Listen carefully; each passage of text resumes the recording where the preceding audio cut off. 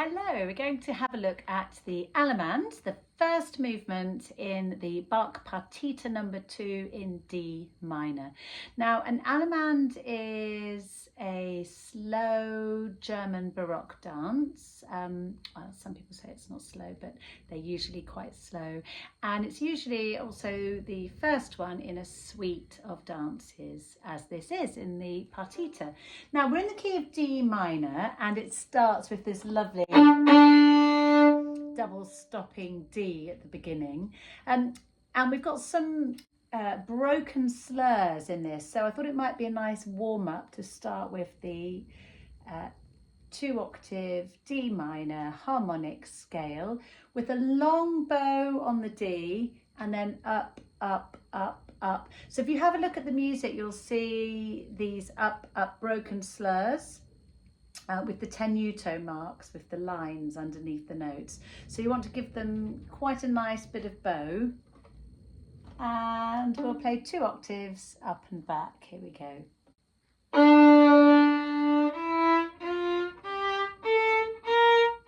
Long bow.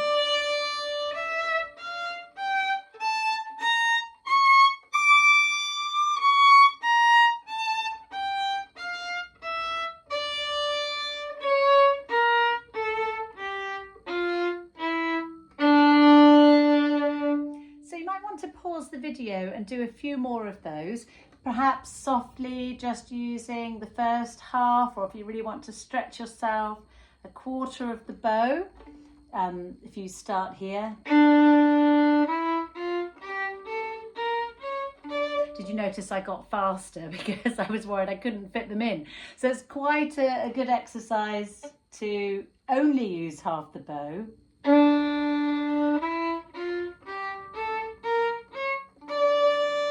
Tricky to do that, but really useful to practice because there are a lot of long slurred notes in this piece, and you will find yourself running out of bow. So a good thing to do. So some scales going up and down, broken slurs, normal slurs, and different volumes. So that's the warm-up. Hopefully you've paused, done a few of those, and then come back.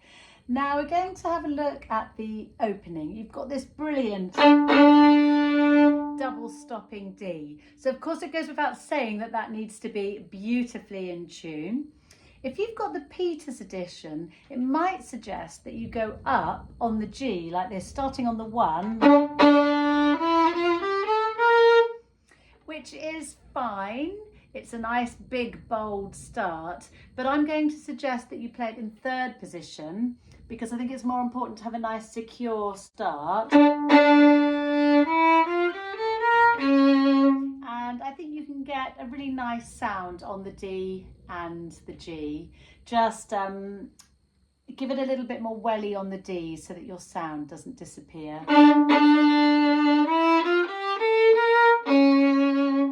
Just did a perfect example of playing a D flat with a D there, so be careful with that.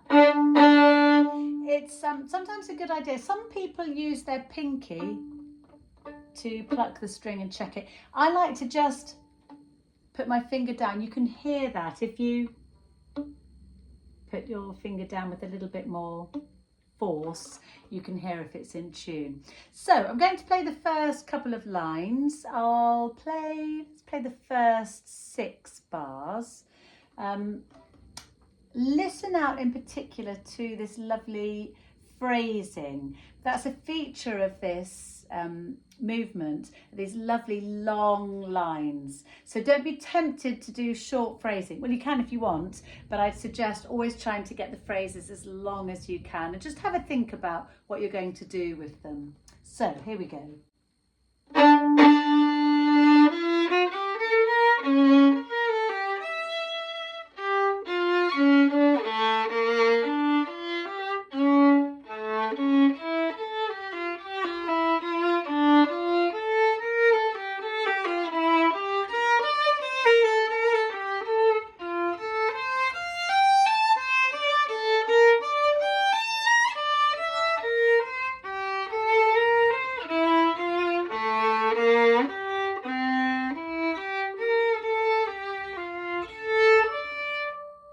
And that seems like a good place to stop. That brilliant. Open A and then harmonic. So did you notice all the up bow, tenuto, broken slurs? Really fun to play. And you can work on getting a really lovely velvety sound. So let's carry on from where we left off in bar 6 with the up bow on the open A and then the harmonic.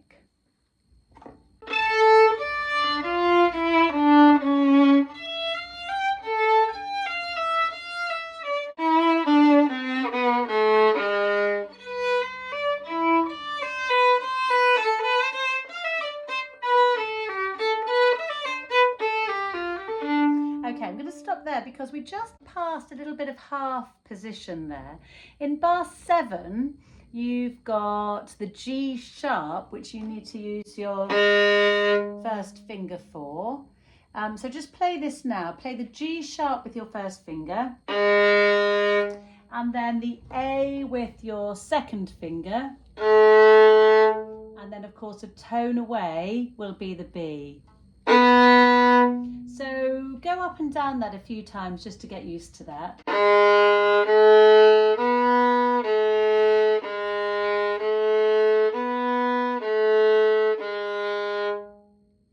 And it just means that you're not sliding around with your first finger. Now, in bar 8, we have modulated into C. So if you notice on the music, you've got the B natural. So we started in D minor and now we've gone into C major. And because we're playing in second position here, well, you're playing in second position, then first position, third position, but you're zipping all over the place. But this lovely, all of that is in C major. So let's play C major scale in second position. So instead of a B with a 2, I'm going to go up into second position and we'll just play that scale together now.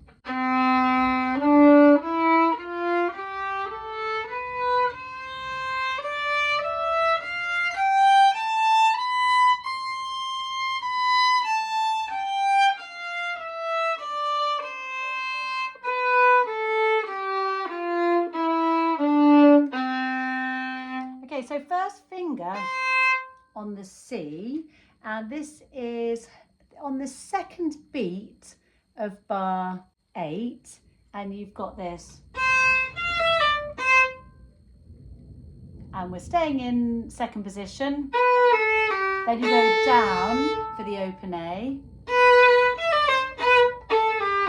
Then up into third position. Down into first position. Now, this is the bit where I was saying that you're going to find yourself running out of bow. It's tempting to get faster so that you can fit it all in, but don't do that. Take it nice and slowly. Let's go back to the first finger on the C in bar 8, and this time I won't talk through it. Here we go.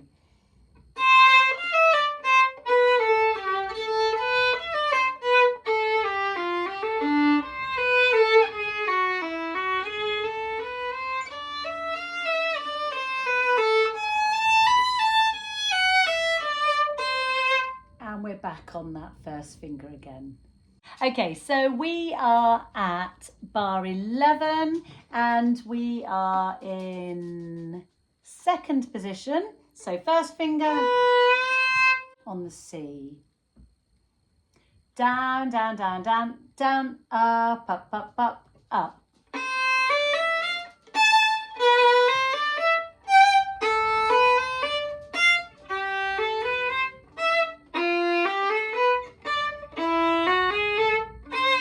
And now we are in third position on the D string. C into fourth position. Right, so we are halfway through bar 12. We're in third position.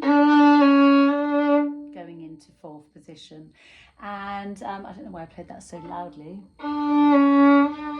because this is the soft bit at the beginning of the climax to the midpoint in this movement. So don't get too loud too quickly. I think I'll just, that's the dog snorting there. I think I'll just play from here to the end of this section, and then we'll talk about it.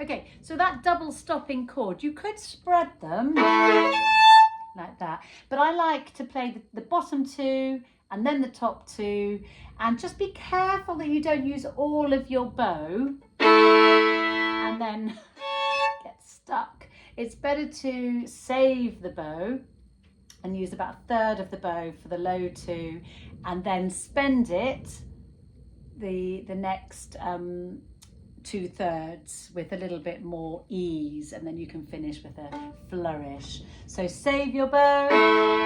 That's hard to do. It's much easier when we're double stopping. We need more bow, so it's really easy to use up the bow by accident. But just, you might want to write on your music, save, and just see if you can get a good sound with just a couple of inches of bow. And then you've got, I'm just wondering, I hope this phone microphone's okay. I just put some rosin on before starting this, and I'm a bit worried it might be a bit scratchy. Anyway, the other bit that I wanted to mention that's a little bit tricky, so if I just point it out, you might not fall into this trap, because we've got the F natural to the G sharp with a 1 and the third finger for the G sharp. So of course the enharmonic equivalent would be an A flat. When you think about it as an A flat, it seems fine to play that note with the third finger. When you're playing it as a G sharp, suddenly it seems really complicated, but it's not really. But you do need to make sure that you don't anticipate your hand going into this half position too soon, and get the D out of tune, because you've got, this is the last bar.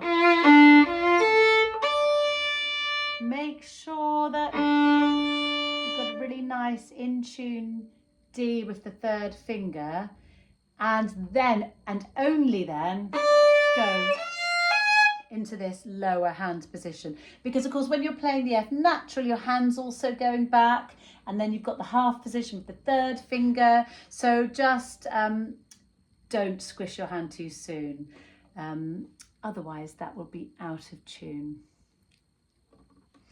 So last line,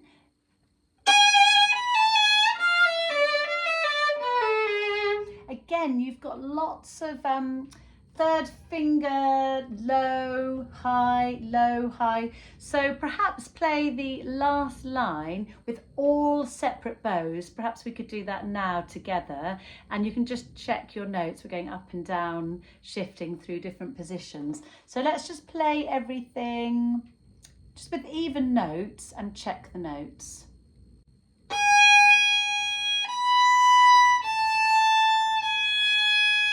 Shift.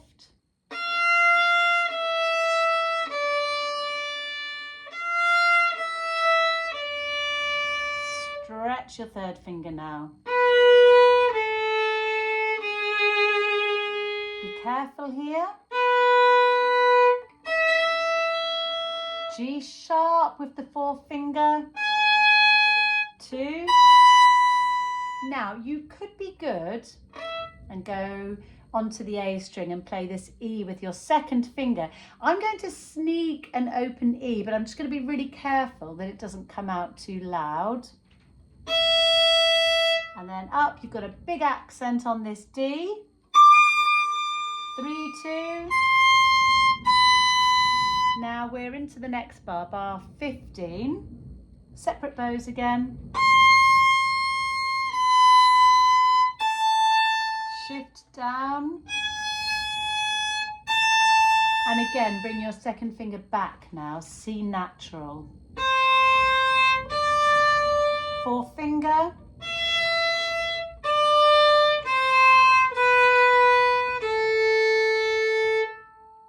Little tiny breather there. Use your 4th finger here, stretch.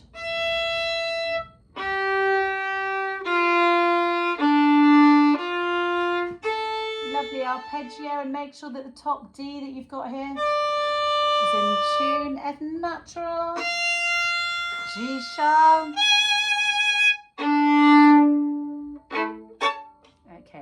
Okay, we are at the midpoint of the piece.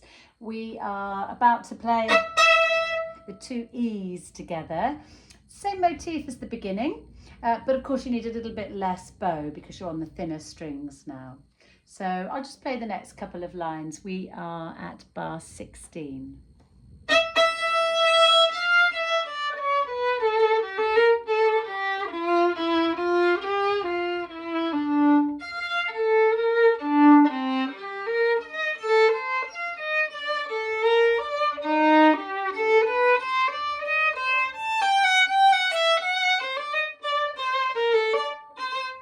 Now I've ended, ready for a down bow on the next section. So just be really careful there in bar 20.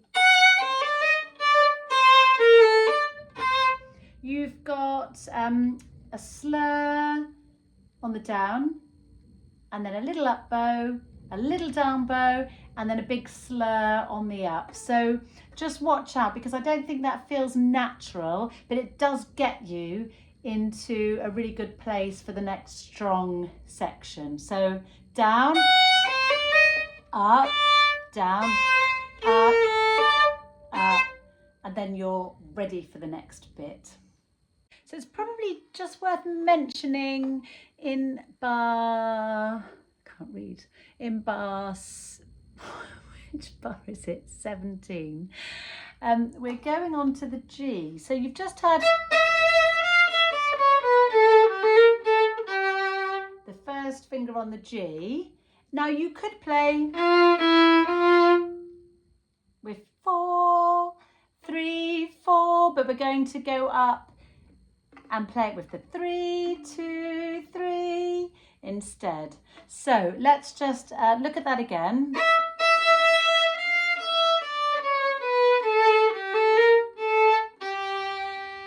Now you're going up 1 position. And then it means that you can do all of this next bit, which needs to be nice and smooth, all on the G. Then you've got a big jump onto the A string with your second finger for the F. Okay, we've got a lovely bit now. We're halfway through bar 20, where it says forte, and I'll just play it first.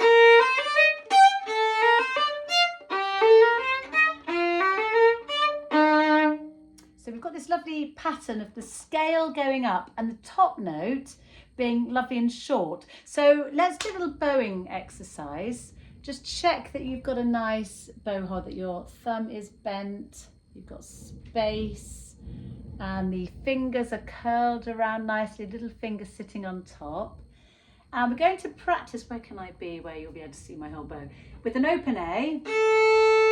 And then right at the end, just using your first finger on the bow to do a little tiny staccato note, and the same on the way up.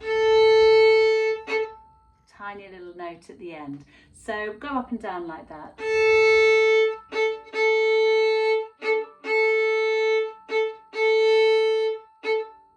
And you're counting 1, 2, 3, and then tuck the last one in. 1, 2, 3.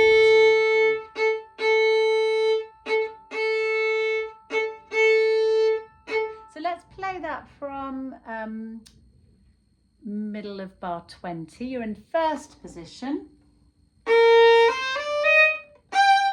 last note's in the down bow. Now we're going up bow. Now third position in the next bar. Tuck in. And now back one position into second position. And then first position. We'll do that one more time.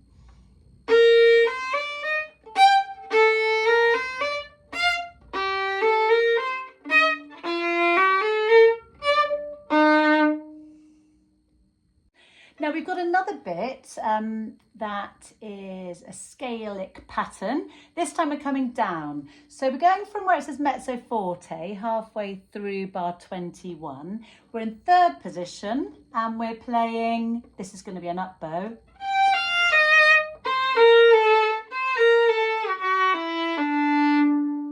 So up bow, I think it's an up bow. Yes, it's an up bow on the fourth finger, third position. 4, 3, 2, E flat, remember. Now onto the D string, 4, 3, 2. 4, 3, 2. Down into first position for the F sharp. And we're going back up again.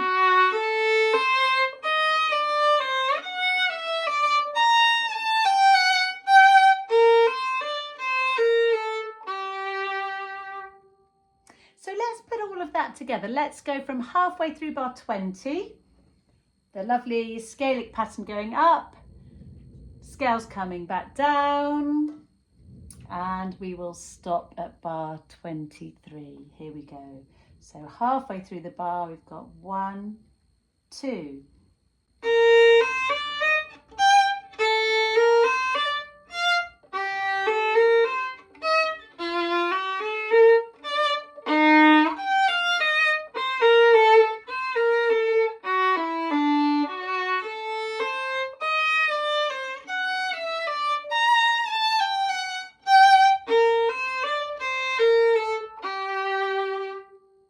And it's probably just worth mentioning that we're shifting in the middle of a slur. So it's quite tricky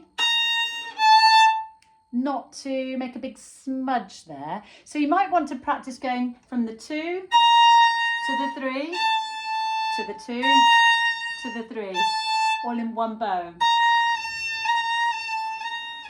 And see, I mean, I'm exaggerating it there. See if you can do it without hearing it. I'm going to work on that. Okay, it's pretty plain sailing from here until the end. Just worth noting, there's an E natural in bar 26. You might want to mark that in because that's a common place to play an E flat by accident because we've been playing E flats before. So we're looking at the third beat of bar 26. You might want to just put a natural in or put a pair of glasses over that note. So we're at bar 23 now. We've just played the G with our first finger. That's the end of the last phrase, but let's start from there. You're shifting up there, so it's 1, 2, 2. Okay, so let's do that again. Third position first of all. Shift. Now that third finger's on the G. 2. Back to third position. 1. Stay in third position now. Second position.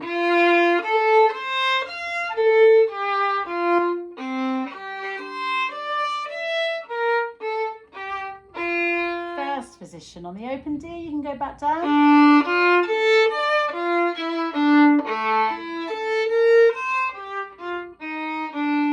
Second position.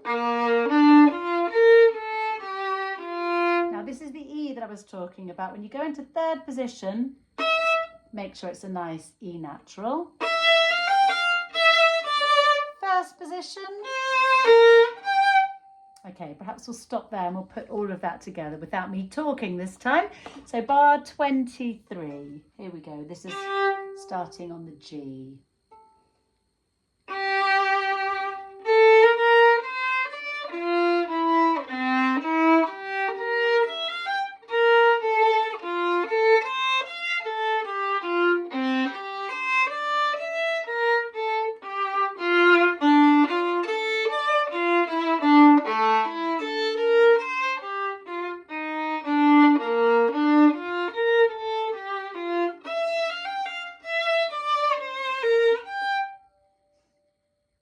Okay, let's play bar 27 to the end.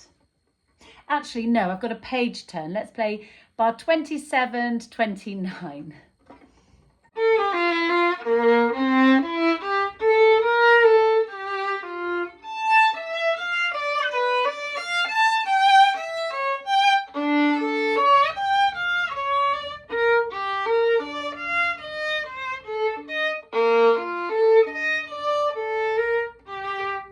Okay, so pretty straightforward to that. You just need to be really careful with the tuning. There's lots of sort of shenanigans going on while you're going in and out to different positions.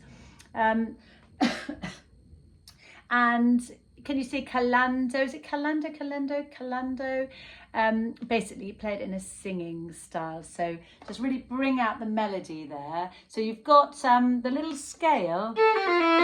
Might be a good idea to play that scale forwards and backwards. Because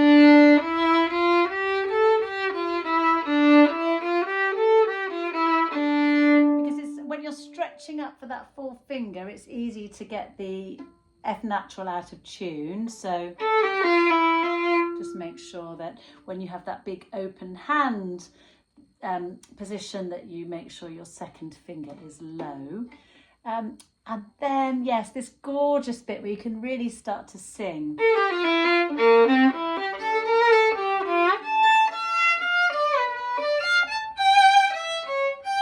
Really lovely. And again there, we've got a little bit of half position. So you're playing the C sharp with your third finger, and that's to make sure that you get the G in tune.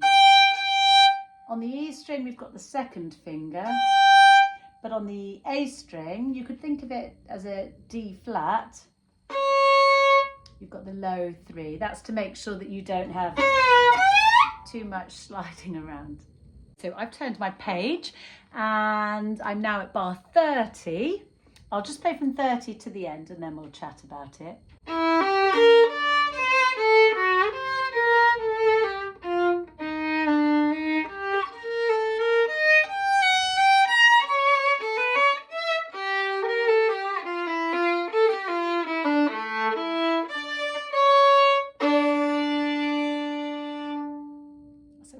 Lovely bit to play there.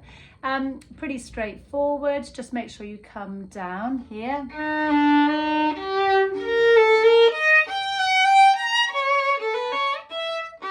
So that you've got somewhere to go. Now again, you can play that last bit up on the G, but I think it's just much more pleasant playing it in first position.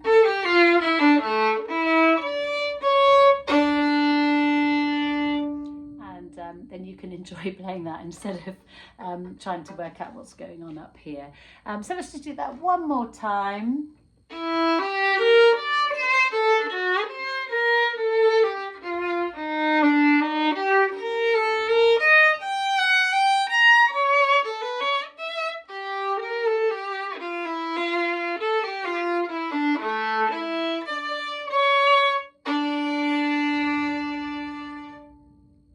So now I'll play the partita all the way through and hope that this new foot pedal works.